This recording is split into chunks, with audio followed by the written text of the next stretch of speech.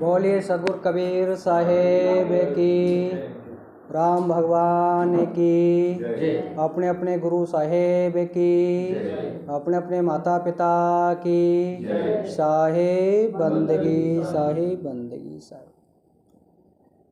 सदगुरु कबीर साहब कहते हैं, दर्पण में मुख देखिए कभी ना हो चित भंग, गुरु के वचन संत की सेवा चढ़े सवाया रंग। जैसे कि हम दर्पण देखते हैं जिसको आईना कहते हैं, उसको देखने पर हम अपने चेहरे के दाग धब्बों को जान लेते हैं।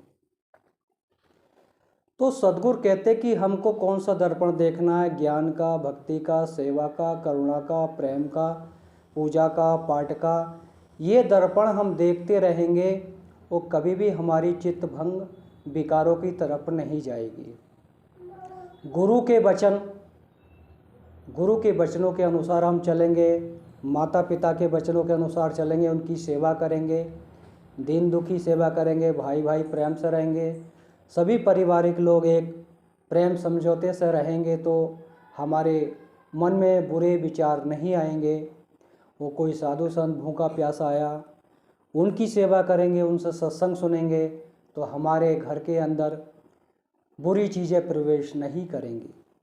जैसे हम आईने को देखते हैं अपने मन को शुद्ध करने के लिए, ऐसे ही सत्संग सुनने से, माता पिता की सेवा करने से, साधु संत की सेवा करने से हमारे चित्त के सभी विकार धीरे धीरे खत्म होते हैं और हम आत्मा से परमात्मा की खोज की तरफ चले जाते हैं।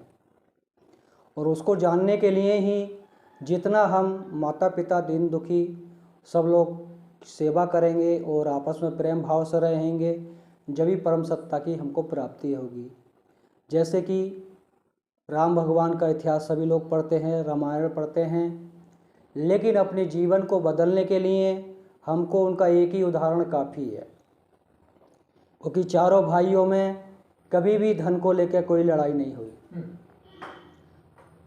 बड़े भाई ने छोटे भाई के लिए राज त्याग दिया, लेकिन छोटे भाई उनसे भी बड़े त्यागी निकले, उन्होंने राज को हाथ ही नहीं लगाया। ऐसा अगर हमारे अंदर विचार आएंगे तो हम परमात्मा के या भगवान के पास जाएंगे।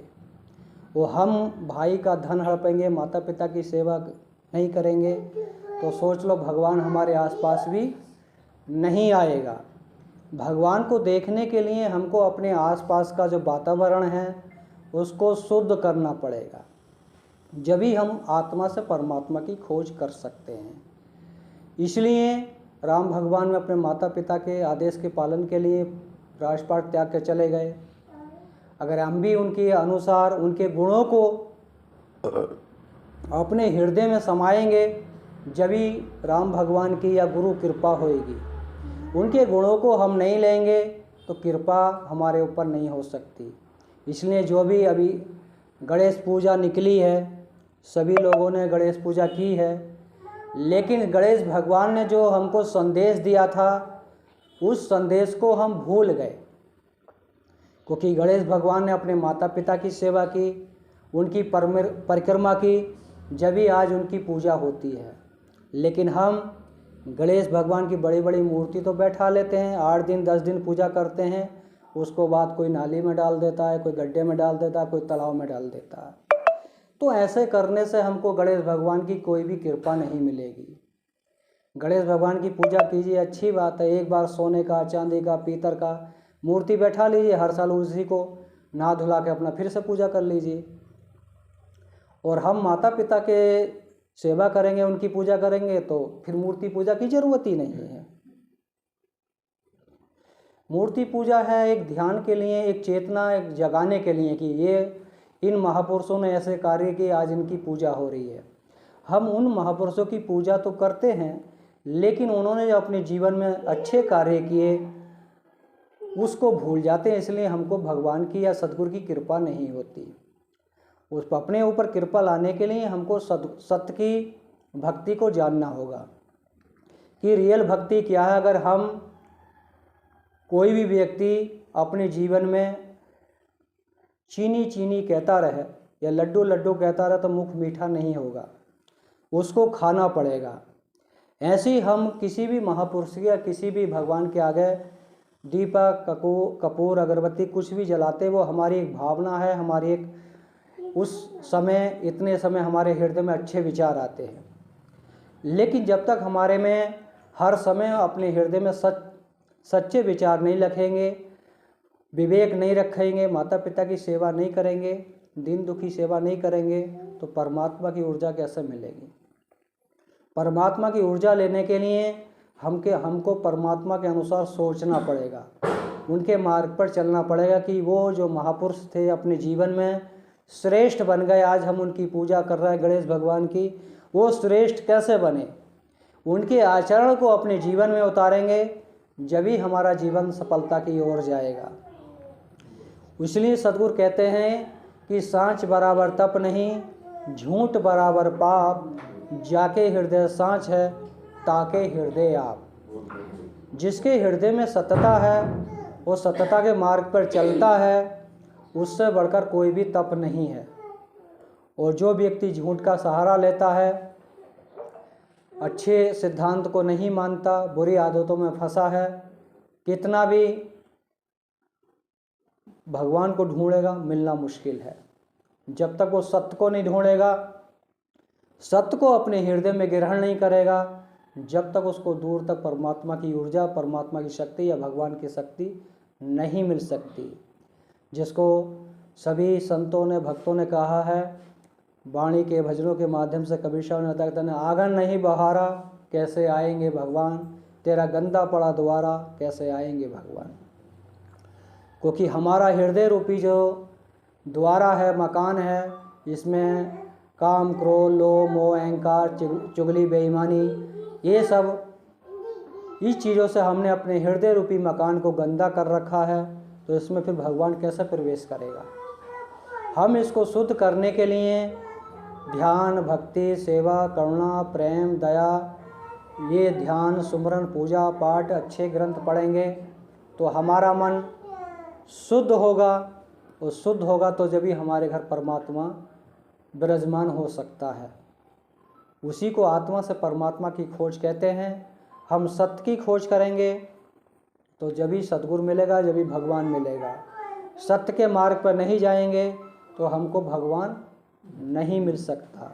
इसलिए अपने जीवन में जो हमारा कार्य है, घर के अंदर कार्य कर रहे हैं या बाहर कर रहे हैं, अच्छाई की दृष्टि से करेंगे तो सब पूजा बन सकता है।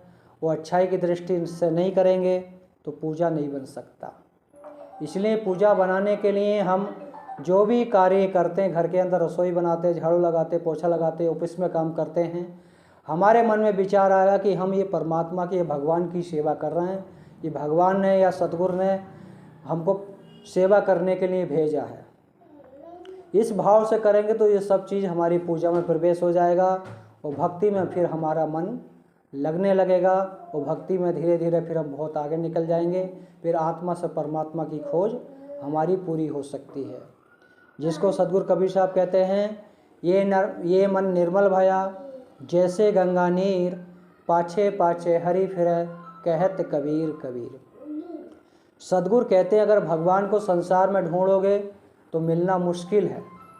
अगर अपने मन को ही निर्मल कर लोगे जैसे गंगा नीर, गंगा के जल के अंदर काफ़ी बुराइयां हैं, उसमें मुर्दे भी डाले जाते हैं, पशु भी रहते हैं, जीव जंतु भी रहते हैं, और मरे हुए पशु भी उसमें रहते हैं, लेकिन उसके बाद भी उस गंगा के जल को हम पवित्र मानते हैं।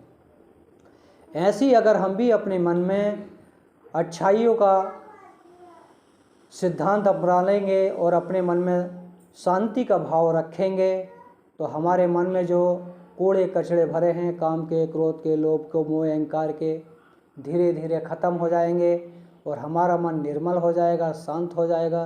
तो जिस भगवान को हम बाहर ढूंढ रहे हैं वो भगवान ढूंढने के लिए हमारे घर तक आ जाएगा। लेकिन उसके अनुसार हमको वो कार्य, वो सेवा, वो ध्यान करना पड़ेगा, सुमरन करना पड़ेगा, गुरु के मार्ग पर चलना पड़ेगा, और अपने खान पीन को, रहन सहन को शुद्ध करना पड़ेगा। जब ही हम उस परम सत्ता के दर्शन कर सकते हैं। और नहीं करेंगे अपने जीवन को तो उसी को सद्गुरु एक भजन बता देते हैं आपको, जो हमारा समय एक पानी की तरह बह रहा है। तो सद्गुरु भजन के माध्यम से समझाते हैं, सो मनवा मेरे, सो मनवा मेरे का भजो सतनाम, सो मनवा मेरे का भजो सतनाम।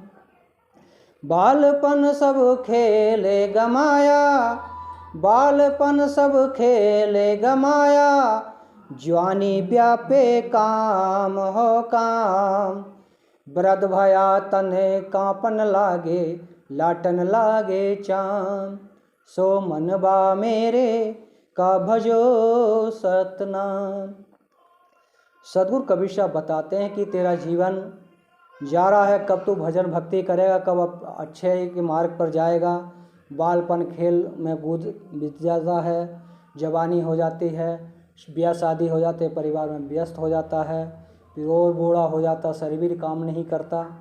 तो उसी को सद्गुरु समझाते हैं कि भाई कब तू भजन भक्ति करेगा, कब अपने आप को जानेगा। लाठी टेक चलता मार्ग में सही न जाती घाम, लाठी टेक चलता मार्ग में सही न जाती घाम। अरे नैन नहीं दांत नहीं कान हुए बेकाम, सो मनवा मेरे का भजो सतनाम। तो सद्गुरु अब भी चेता रहे हैं उसको, भाई तेरी अब आँख की लाइट भी चली गई और तू झुक के चलता, लाठी का सहारा लेकर चलता, हाथ तेरे कांपते हैं, खाल भी तेरी सुकड़ गई, आँखों से देखना बंद हो गया, कानों से सुनना बंद हो गया, दांत भी तेरे गिर गए। अब तो कुछ भजन भक्ति सुमरन कर ले, लेकिन फिर भी व्यक्ति नहीं चेतता, इसलिए फिर वो जीवन में दुखी रहता है। फिर बताते हैं साहेब और आगे बताते हैं, घर की नारी बेमुख हो बैठी, पुत्र करते बदनाम। घर की नारी बेमुख हो बैठी, पुत्र करते बदनाम। अरे बिरथा बूढ़ा अटपटावे, अटपटाटो जाम। अब बीमार ज़्यादा हो जाता, चारपाई पे चला जाता है, घर के बच्चे भी नहीं सुनते, पत्नी भी नहीं सुनती, बोलता रहता है। तो बच्चे कहते हैं भाई ये तो अब बूढ़े हो गए, इनसे कुछ होता नहीं, खाली बोलते रहते, बरबराते रहते हैं। तो उसी को सद्गुरु समझाते हैं, भाई अब तो कुछ भजन भक्ति कर ले, कुछ तो अपने जीवन में अच्छे कार्य कर ले, सेवा कर ले कुछ। तो चौथी बार में सद्गुरु कहते हैं, कहत कबीर सुनो भाई साधो, कहत कबीर सुनो भाई साधो, पड़ा है हमसे काम। ना खटिया से भूमि पर धर ले, खटिया से भूमि पर धर ले, छोड़ चले धन धाम। कहत कबीर सुनो भाई साधो, पड़ा है हमसे काम। व्यक्ति आत्मा चेतन शरीर से निकल जाता है तो लोग ज़मीन पर उसके शरीर को रख देते हैं और वो कहते हैं इसको जल्दी यहाँ से हटाओ। वो कहते हैं भाई अब तूने अपने जीवन में जो भी अच्छे बुरे कर्म किए हैं, अब इसका यम ये राज हिसाब किताब लेगा, लेकिन मैंने तुझे चेताया, तू चेता नहीं, इसलिए पड़ा भी हमसे काम। इसलिए हमारे जीवन में पानी की तरह समय बहता चला जा रहा है। अपने परिवार का पालन पोषण करते हुए भजन भक्ति करना, माता पिता की सेवा करना, भाई भाई प्रेम से रहना, इसी में ही भक्ति सफल हो जाएगी। अगर इसी के अनुसार चलेंगे तो हमारा जीवन धन हो सकता है। कोई व्यक्ति सोचता कि हम अलग से कहीं किसी मंदिर में रहेंगे या पहाड़ों में रहेंगे तो भगवान की प्राप्ति होगी। कबीर साहब ऐसा नहीं कहते। कबीर साहब कहते हैं भाई जो तू चाहे मुझको छाड़ सकत की आस, मुझी जैसा हो रहा सब सुख तेरे पास। कबीर साहब कहते हैं भाई जो विकारों की नगरी है उससे मुख मोड़ ले, सतता की नगरी में अपना मुख जोड़ ले तो भगवान की प्राप्ति हो सकती है। इसलिए अपने जीवन में अच्छी व्यवहार का संग्रह करेंगे तो हम आगे जा सकते हैं। बुरी संगति का संग्रह करेंगे तो हम बुरे रास्ते पर चले जाएंगे। इसलिए अपने जीवन में अच्छी चीज़ों को संग्रह कीजिए तो हम एक धनवान व्यक्ति बन सकते हैं। तो धनवान व्यक्ति बनेंगे, धनवान मतलब एक तो धन का धनवान होता है, लेकिन कबीर साहब उसको धनवान नहीं मानते। जो व्यक्ति भजन करता, सुमरन करता, ध्यान करता है, पूजा करता, पाठ करता, माता पिता की सेवा करता है, उस व्यक्ति को कभी सब धनवान कहते हैं। इसलिए अपने हृदय में सत्य का धन इकट्ठा करेंगे तो सद्गुरु की प्राप्ति होगी, भगवान की प्राप्ति होगी। ज़्यादा न कहते हुए अपने शब्दों को विराम देता हूँ। बोली सद्गुरु कबीर साहेब की, अपने अपने माता पिता की, अपने अपने गुरु साहेब की, साहेब बंदगी, साहेब बंदगी, साहेब।